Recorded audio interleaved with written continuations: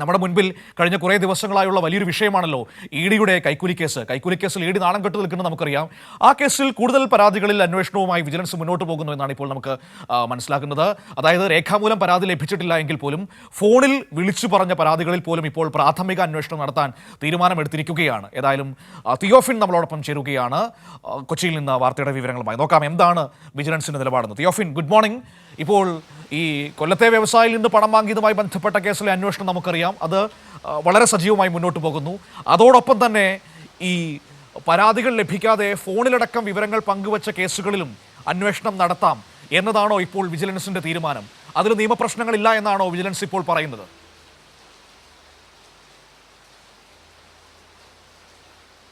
Manu, good morning. Vigilance നിലവിൽ കൊല്ലത്തെ വ്യവസായി രേഖാമൂലം നൽകിയ പരാതിയിലാണ് കേസെടുത്ത് അന്വേഷണം തുടങ്ങിയതും അതിലെ ഇടനിലക്കാരെ കസ്റ്റഡിയിലെടുത്തതും. ഇതിന് പിന്നാലെ ഈ സംഭവം നടന്നത്, അല്ലെങ്കിൽ ഈ പരാതിക്ക് മുൻപും അതിനുശേഷവും നിരവധി പരാതികൾ ഫോണിലൂടെ വിജിലൻസിന് ലഭിച്ചിരുന്നു. അത്തരം പരാതികളിൽ പ്രാഥമിക അന്വേഷണം നടത്താമെന്നാണ് വിജിലൻസിന് ലഭിച്ചിട്ടുള്ള നിയമോപദേശം. അത്തരത്തിൽ പ്രാഥമിക അന്വേഷണം നടത്തി ആവശ്യമെങ്കിൽ സ്വമേധയാ കേസെടുത്ത് മുന്നോട്ട് പോകാം എന്ന രീതിയിലാണ് തീരുമാനം. അങ്ങനെയെങ്കിൽ മറ്റൊരു വ്യവസായി നൽകിയ ഒരു പരാതിയുണ്ട്. 25 ലക്ഷം രൂപ ഇ ഡി ഉദ്യോഗസ്ഥർക്ക് കേസ് ഒതുക്കി തീർക്കാൻ എന്ന പേരിൽ തട്ടിയെടുത്ത സംഭവം. അതിനെക്കുറിച്ച് പ്രാഥമിക അന്വേഷണം ആദ്യം നടത്തും. അതോടൊപ്പം സമാനമായ മറ്റ് കേസുകളിലും അങ്ങനെ 5ഓളം പരാതികൾ, വിവിധ വ്യവസായികൾ ഉൾപ്പെടെയുള്ളവർ നൽകിയ പരാതികളിൽ മുന്നോട്ട് പോകാനുള്ള ഒരു നീക്കത്തിലാണ് പോലീസ്. പ്രാഥമിക അന്വേഷണം എന്തായാലും ഇതിലെല്ലാം നടത്തും. അതിനുശേഷം കൃത്യമായ തെളിവുകൾ ലഭ്യമാകുന്നുണ്ടെങ്കിൽ അതിനനുസരിച്ച് സ്വമേധയാ കേസെടുത്ത് മുന്നോട്ട് പോകാനുള്ള ഒരു നീക്കത്തിലാണ് വിജിലൻസ്. ഇതോടൊപ്പം തന്നെ കഴിഞ്ഞ ദിവസം ഈ കൊല്ലത്തെ വ്യവസായിക്ക് ഒരു അക്കൗണ്ടിലേക്ക് പണം അയക്കാനായിട്ട് വിജിലൻസിൻ്റെ ഇടനിലക്കാർ നൽകിയിരുന്നു. ആ അക്കൗണ്ടുമായി ബന്ധപ്പെട്ട നൽകിയിട്ടുള്ള കമ്പനിയിൽ പരിശോധന നടത്തി. മുംബൈ താനെയിലുള്ള ഈ കമ്പനിയുടെ ഓഫീസിലെത്തിയ വിജിലൻസ് സംഘത്തിന് കാണാൻ കഴിഞ്ഞത് ഈ സ്ഥാപനത്തിൻ്റെ ബോർഡ് മാത്രമാണ്. ഒരു ഒറ്റമുറി സ്ഥാപനം, അത് പൂട്ടിക്കിടക്കുന്ന നിലയിലായിരുന്നു. എന്തായാലും ഇത് തട്ടിപ്പിന് വേണ്ടി ആരംഭിച്ച ഒരു സ്ഥാപനമാണെന്ന് വിജിലൻസിന് വ്യക്തമായിട്ടുണ്ട്. ഇതിലും അന്വേഷണം തുടരും. ഇനി മനു, ശരി.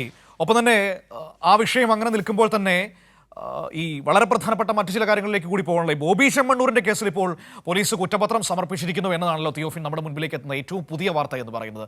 ആ കുറ്റപത്രത്തിൽ വളരെ ഗൗരവതരമായ കാര്യങ്ങളാണ് പോലീസിന് കണ്ടെത്താൻ കഴിഞ്ഞിരിക്കുന്നതെന്ന് മനസ്സിലാക്കുന്നു. എന്തൊക്കെയാണ് ഈ കുറ്റപത്രത്തിൽ പരാമർശിച്ചിരിക്കുന്നത്? ഏതൊക്കെ തരത്തിലുള്ള വകുപ്പുകളാണ് ബോബി ചെമ്മണ്ണൂരിനെതിരെ കുറ്റപത്രത്തിൽ ചുമത്തിയിരിക്കുന്നത്?